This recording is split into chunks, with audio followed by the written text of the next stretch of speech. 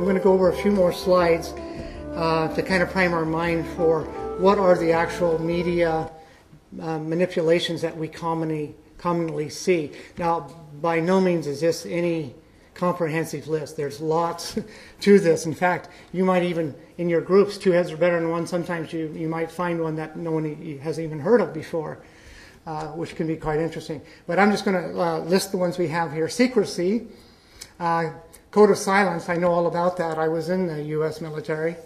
And the 13,000 crimes, all of that. The people, you're under threat. You're under a code. And for example, I had a situation where I had to sign these requisition chits to order 6-cent screws, but the cost was $27.31. Always, I'd sign hundreds of these. And one day I went to my chief and I said, Chief, you know, taxpayers are paying $27 for a 6-cent screw. It feels like extortion to me. In good conscience, I don't want to sign these anymore. Would you mind getting someone else to sign them? He said, well, you just have to understand the military operates in odd ways. I said, well, that's a little too odd for me. So please get someone else. I'm not going to sign them anymore. You'll go to captain's mast if you don't sign those. And you know, I was hedging on getting a college education with the GI Bill, so now I'm kind of forced into it. So I kind of felt like I was part of a top secret mafia organization. So how many, you can imagine the billions and the trillions of dollars that go missing. We did one estimate on the amount of money spent on the Cold War. It was $21 trillion for the Cold War. I signed some requisite sheets there for 6-cent screws for $27. That was a piece of the action, a small piece. Partial truths. Well, we know what that was, like the ad man, you know, always tell the truth, never tell the whole truth. You can mislead a lot of people with starting off with something that is the truth. PR experts, as we saw, our first one, Ivy Ledbetter Lee, he artfully shaped the facts. Catastrophizing. You would have saw in the clip about Guatemala about the catastrophizing about how the Russians are coming. And pronoun assimilation. This one gets my goat more than just about all of them. They hate freedom. Our national security is at risk. We won't stand. Again, you know, they're speaking for everyone, and so they simulate your voice. You don't have any choice in it. Bearing false witness. A local TV news station here in Victoria recorded an anti-NATO interview. Then when they aired it, they put a voiceover on it and stated that the interviewee was pro-NATO. Thus, the next one, outright lying. They outright lied. And how do I know this is true? I was the one they interviewed. And when I watched it on the news that night, they didn't, here I was just moving my mouth, and they were saying, oh boy, the Victoria Peace Coalition, they're pro-NATO, that's wonderful. And they do this all the time, outright lying. Okay, next one. Oh, you got the next one right. Presumption of truth. You know, like I said, authoritative. The news people always look authoritative, right? And it's just presumed that they would never lie to you, you know. So their sources are always good. You have to just assume it. Smear campaigns. Well, anyone who criticizes can expect a little smearing.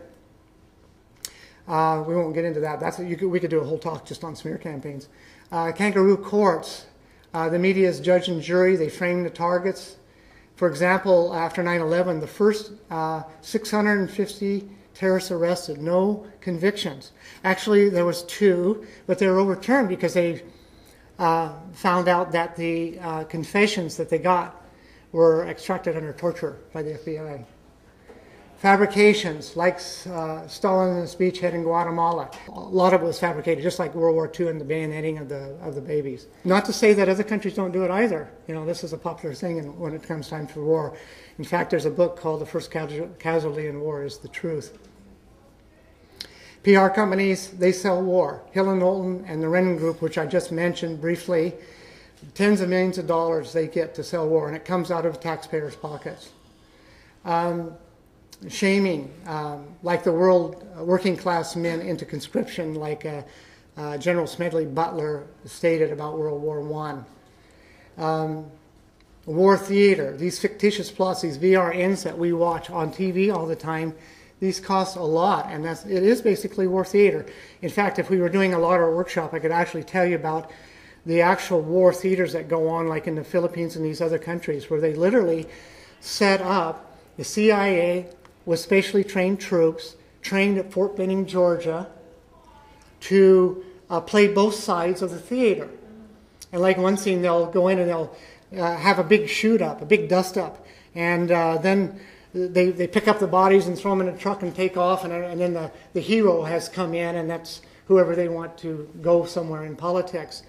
And then when they all drive off, then they go down the road 20 miles and all get out and have breakfast together. Anyway, there's a lot of stories that go with that, and it's an incredible thing, and a fortune is being spent on that. And then we have glorification of war. How many of you actually know that their Pentagon has a program called Operation Hollywood? One, two? Two of you.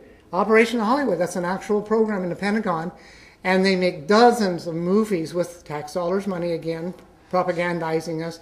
And I just give one sample there, Black Hawk Down. Watch it and see what you think. Magic. Like George Orwell's book, 1984. The media declares a new image, you know. It was always, there's a commie under every rock. Now there's a terrorist under every rock. Terrorist, terrorist, terrorist. Everywhere we go, there's a terrorist.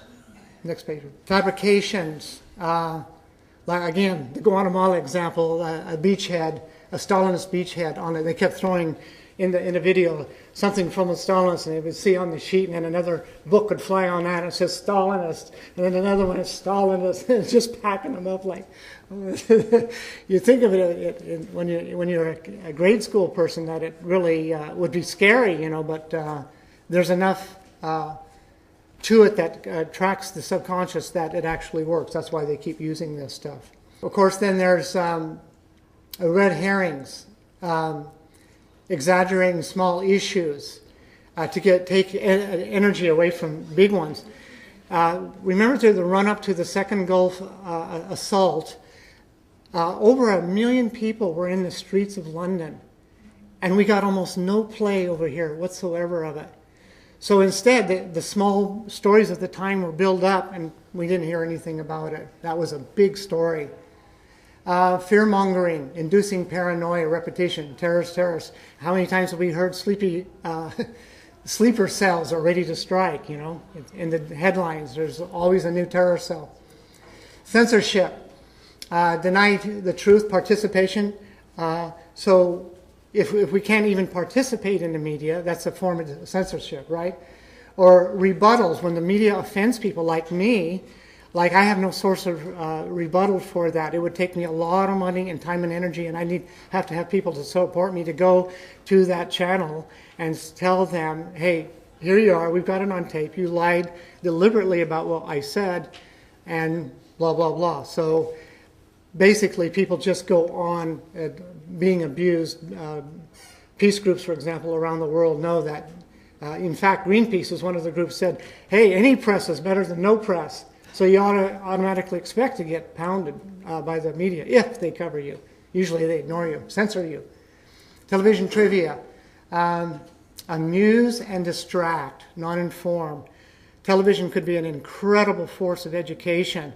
But instead, the amusements and stuff that's very, very, has nothing to do with what's going on.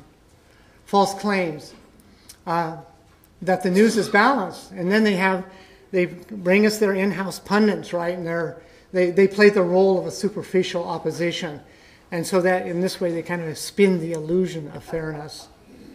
And then there's the creation and maintenance of public myths. Curiously, some people are trained experts in helping us envision a world of terrorism. Let's go to, I want you to meet Philip Zelikow, Dr. Philip Zelikow.